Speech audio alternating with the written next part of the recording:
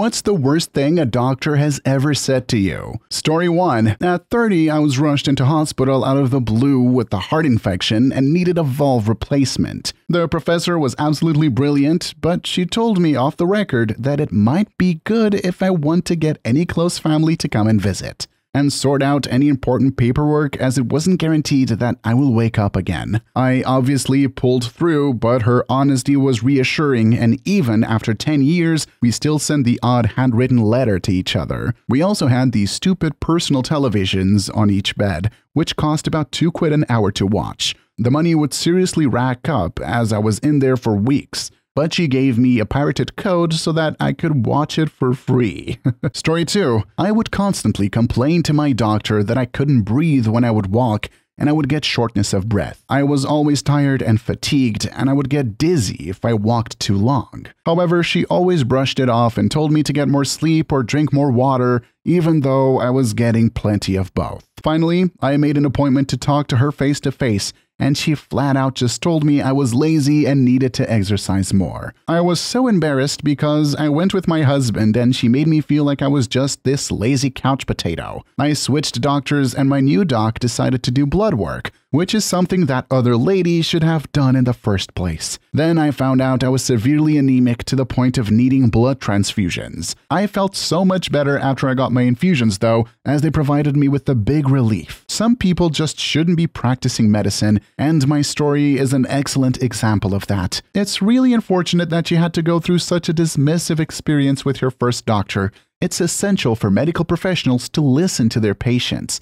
and take their concerns seriously. I am glad you switched doctors and finally got the help you needed. Your story is an important reminder for everyone to advocate for their own health and not be afraid to seek a second opinion when necessary. Wishing you the best in your recovery. Story 3. One day, my sister called me in tears, saying she couldn't even stand up because she was in so much pain. I rushed her to her house quickly, where I found her vomiting in so much pain that she could barely move. Got her in the car, went to the hospital, and they moved her into ED pretty damn quickly as she was screaming in pain. My champion of a sister managed to answer their questions whilst dealing with the worst pain of her life. She did her best to comply with her exams, to which was extremely hard at that point. Eventually, a doctor comes in and says they suspect she has an STD that is causing the pain, but the fact is that there are no STDs showing up on their panels. Cue my sister vomiting in excruciating pain every time she moved. She pressed the call bell and they asked what was up. I said there was absolutely no way we could leave the hospital with her in this condition. The nurse just scoffed at us, then left. We were left in ED with my sister struggling, telling me she was going to die. Every call button press resulted in literally no one coming to see us. She was eventually transferred, because we became too annoying, I guess,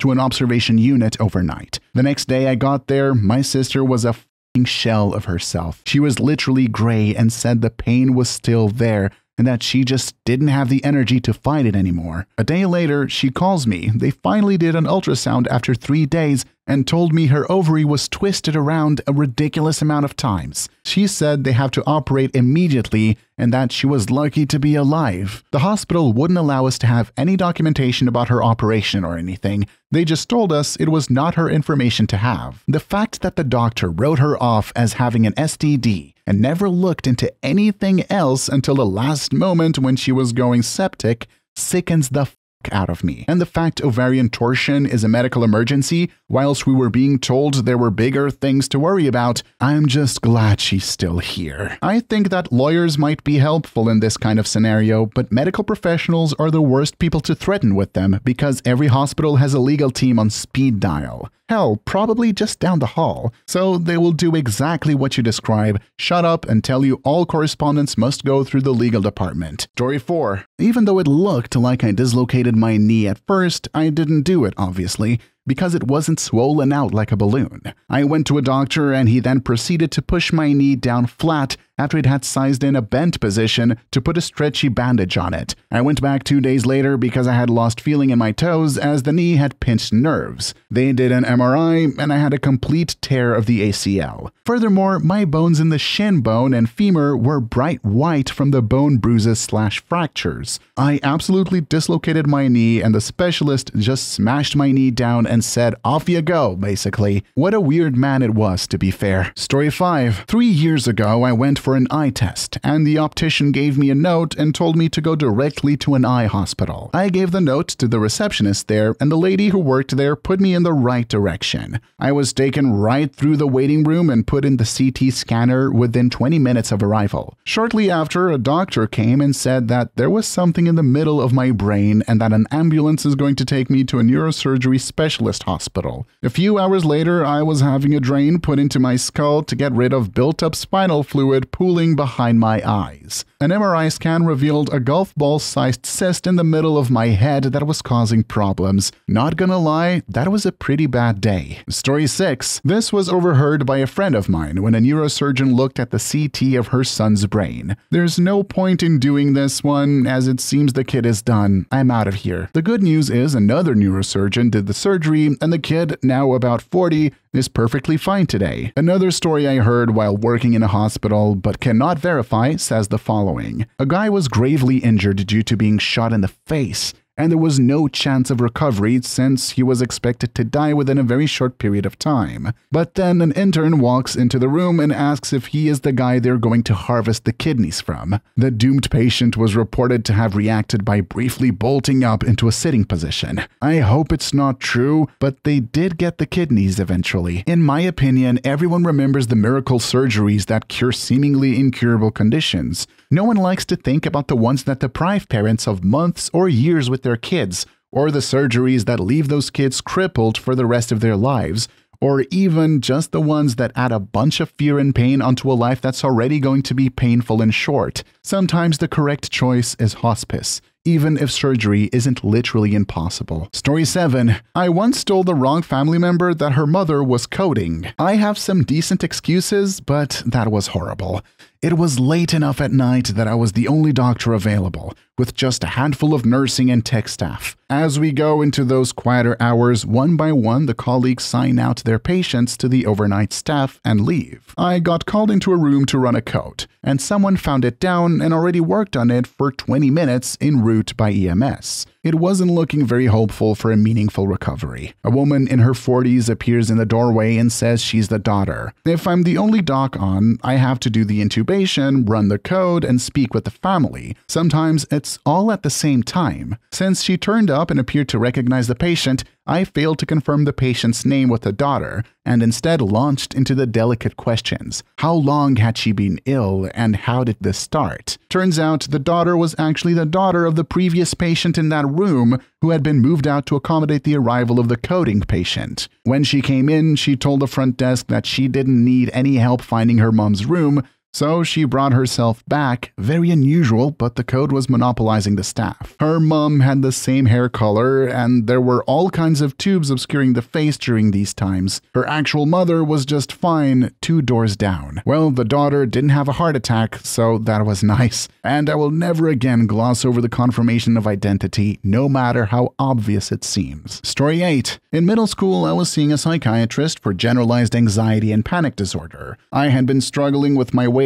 because I was too anxious to eat, and at one point I was about 15 pounds underweight. I started taking antidepressants and I gained weight once my anxiety started improving. One day, my psychiatrist brought me over to the scales so he could weigh me. He told me that I needed to watch what I was eating because I was starting to get fat. I was finally at the low end of a healthy weight after struggling for months, and it was such a blow to my self-esteem after all the progress I had made. I broke out in tears as soon as he said that. It crushed me. My mom yelled at him, and we walked out of his office and never came back. I'm sorry to hear about your negative experience with your psychiatrist, especially when you were making progress with your anxiety. It's important for mental health professionals to be sensitive and supportive when dealing with issues like this, as negative comments can have lasting effects on a person's well-being. I'm glad your mom stood up for you, and that you didn't return to that psychiatrist. It's crucial to surround yourself with a supportive and understanding team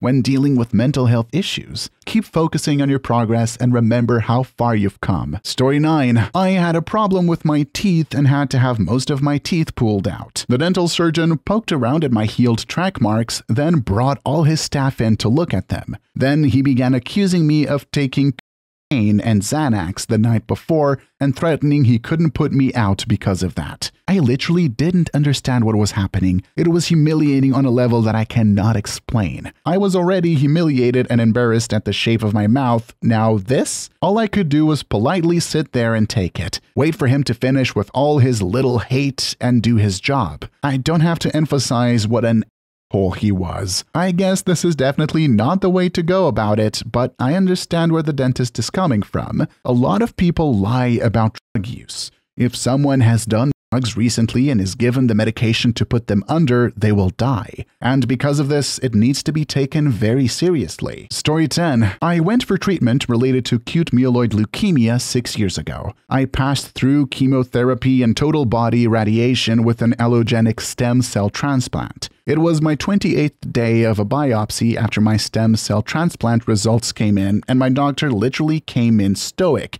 as he could be with paperwork printed out. He just said the transplant didn't work and I still had residual cancer cells in the flow cytometry of my marrow. I simply just accepted it and didn't even look at the paper. My brain was just thinking of all the different scenarios. As the minutes went by, I had a different attending come in and say that there were still other options, which made me reassured. I also had another doctor from the Middle East come in after her and told me I was still young and there were other treatments we can try, so it lessened the blow at that point. I had always been pretty optimistic, even with such a poor prognosis. Fast forward another 14 days, I had another bone marrow biopsy to see how much the cancer had progressed, to understand how we could attack it, and there were no signs of any cancer cells. The results showed that my donor cells attacked the residual cancer cells and saved me. I now have the DNA of a French woman who is 6 years old. Modern medicine can be truly amazing nowadays. Story 11. A doctor told my parents I'd gotten used to all the attention after having an emergency appendectomy and was only pretending to still be in excruciating pain.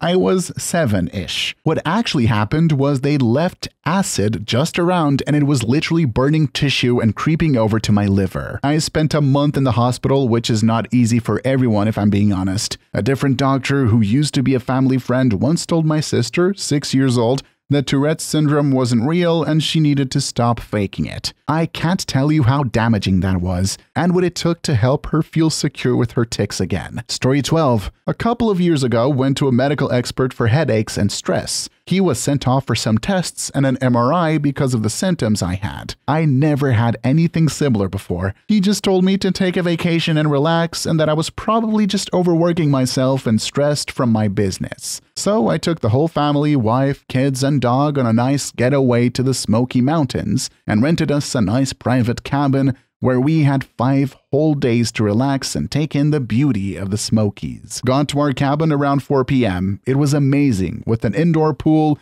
billiards table, indoor put golf, and an arcade room all for ourselves. I know it sounds extravagant and expensive, but we actually paid like $1,000 for the whole week. I thought it was a great deal for everything that was included. I woke up the next morning excited to check out Pigeon Forge, and the kids wanted to go-kart and all that. Well, at 8:30 a.m., I check my email against my wife's advice, and I see the message from my doctor with the results of my MRI. It read like this: "The results of your MRI have been reviewed by our medical team, and we have found a large brain tumor on all of the scans. Please contact us immediately to schedule more testing and to speak with the neurosurgeon." How could I relax after hearing such news? To add some info, luckily it was not cancer. The tumor was a macropituitary adenoma, which caused hyperprolactinoma. Normal prolactin levels in a male should be below 12. Mine were over 800. So the tumor is producing prolactin and pushing on or growing into my optic nerve and whatnot. After 2 years of medication and the worst side effects imaginable, we've finally got the medication doing the right thing,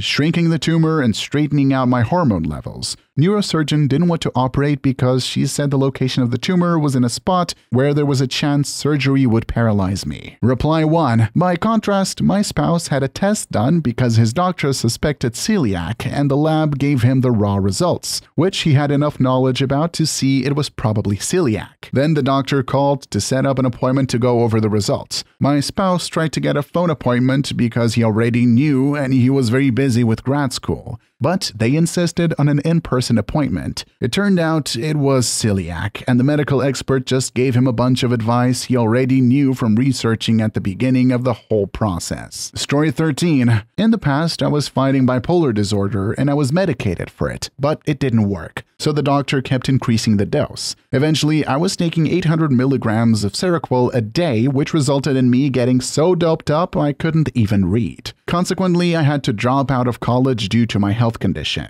I couldn't sleep without it anymore, and when I tried, I stood up for almost a week. I had to move back with my father because I wasn't able to care for myself anymore. In a matter of fact, I tried to kill myself a couple of times and ended up under observation. The doctor considered shock therapy as a potential solution. After almost 10 years, I switched doctors, found a good therapist, and started the process to remove the meds. It turned out I'm not bipolar, but actually autistic. I don't have mania, but do possess sensory overload and hyperfocus. I act weird when put in chaotic situations because they overwhelm me. After 2 years of therapy, neurologist and psychiatrist appointments, and hundreds of pages of diaries and reports were written, I finally got a proper diagnosis and I'm free from that. I'm not getting those 10 years back though. My mom died during that time and I'm not getting her back either. I'm in college again, but the opportunities I lost are gone forever. And the doctor, he's still out there getting paid by the drug company to push their product. It's heartbreaking to know that you lost so much time, opportunities, and even your mom during those years. However, I'm glad you found a new team of medical professionals whom were able to correctly diagnose you and help you on your path to recovery. It's inspiring to see you back in college and moving forward with your life, despite the challenges you've faced. Your story serves as a reminder of the importance of seeking multiple opinions and advocating for ourselves when it comes to our health. Story 14. I had a hard lump under my belly button that was excruciatingly painful. I had a hernia there when I was 7, so went to my doctor to get some advice/scans about how to deal with it since it was now very painful. The doctor felt the lump while I was crying in agony. She then told me not to worry about it because it was only small and told me stories about how pregnant women get hernias much worse than this. It was a few years of debilitating pain later, but I finally found a new doctor who sent me for scans right away and put me on a waiting list for a repair. When they finally took it out, it was actually an endometrioma. At every step of the way, medical experts shrugged off how painful it actually was, thinking it was just a hernia. It was the blasé attitude that always got me, even from the ER doctors. Story 15. Years back, I had a surgery on my pinky finger to reattach a tendon I had tore off the bone. The surgeon gets in there, finds no tendon to reattach, and with permission from my wife, takes a portion of it from my wrist to replace the missing one and completes the op. Being the klutz I am, I fall down some concrete steps and feel some pain in my arm. Go to open the door to my house and feel a pop in my forearm. I immediately knew what it is and called the doctor's office to see if there was anything to be done. I get the surgeon's assistant/trainee and tell them what happened and ask what to do as I have a lump in my forearm and pain. She says they didn't operate on my wrist/forearm and basically my pain medication is making me confused, and no matter what I say keeps dismissing me. So I call back and make a regular appointment for the same day. Guess who comes into the room with the hand? It was the assistant/trainee I fought with earlier. She hears me retell my story and the whole time is looking at me like I was wasting time. After I finished telling my side of things, the surgeon said that the lump, pop, and pain are probably the stitches and the tendon in my wrist coming undone. Making full eye contact, I was vividly surprised. The assistant didn't apologize but never met my eyes for the rest of the visit. Unfortunately, I was the ultimate loser, as there was nothing to be done to fix the spare tendon in my wrist, so I had to just let it shrivel up and be absorbed. In the end, it was really creepy having a lump slowly shrink up to my elbow and disappear. Please leave your story down below in the comments. I would absolutely love to make a video about them in the future. And also, don't forget to like and subscribe. And until next time, peace.